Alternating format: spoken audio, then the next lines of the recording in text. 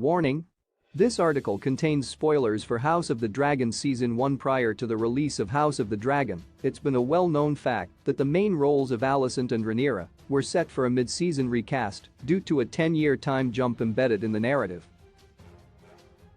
Throughout the first 5 episodes of the show, Emily Carey and Millie Alcock have exclusively played the younger versions of Alicent Hightower, a high-born lady turned into the realm's queen consort, and Rhaenyra Targaryen, Princess of Dragonstone and heir to the Iron Throne, respectively.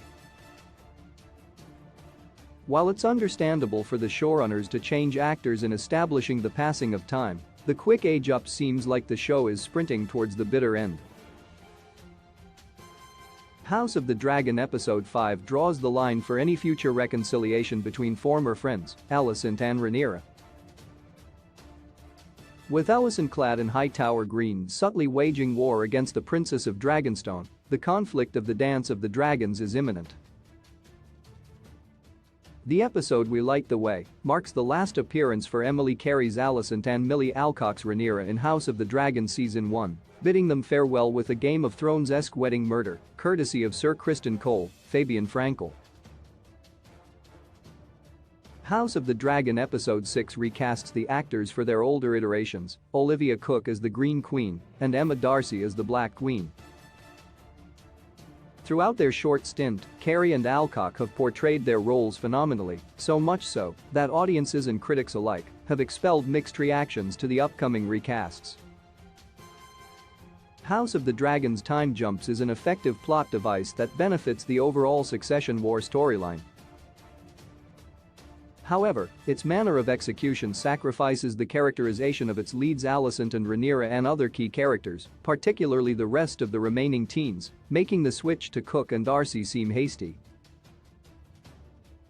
House of the Dragon could have had a full season with Millie Alcock and Emily Carey. House of the Dragon misses the opportunity to explore the dynamics of the younger versions of the characters.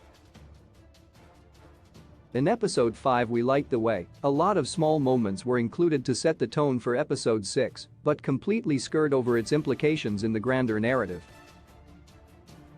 For one, Lena Valerian, Savannah Stain, and Daemon Targaryen, Matt Smith, share a significant short exchange, foreshadowing their later relationship as husband and wife. And since Daemon has had a long-standing borderline obsession toward Rhaenyra, fleshing out Daemon Targaryen's romance with Rhaenyra's sister-in-law would have provided more depth to their second marriage to each other. On the other hand, Alicent's dramatic entrance silently calling the Hightower banners to her cause falls flat as the show rushes her story arc. With Otto Hightower, Rhys Ifans, being portrayed as the master orchestrator in Alicent's rise to power, rather than making Alicent into a political player in her own right, Otto's scheming makes her look more like a pawn instead.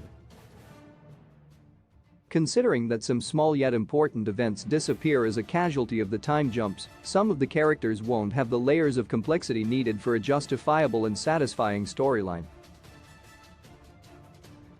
While House of the Dragon's showrunners have their reasons to further the Dance of the Dragons conflict within the season, they could have at least held off the recast for Season 2, which would have allowed the younger actors, especially Emily Carey and Millie Alcock, more time to work on their characters. As one body of work, a full season dedicated to developing the dispositions of the Targaryen Civil War's key players would have been a great advantage in the long run. Despite apprehensions surrounding Olivia Cooke and Emma Darcy assuming the roles of Alicent and Rhaenyra, House of the Dragon has thus far lived up to the Game of Thrones legacy, and it surely won't disappoint now.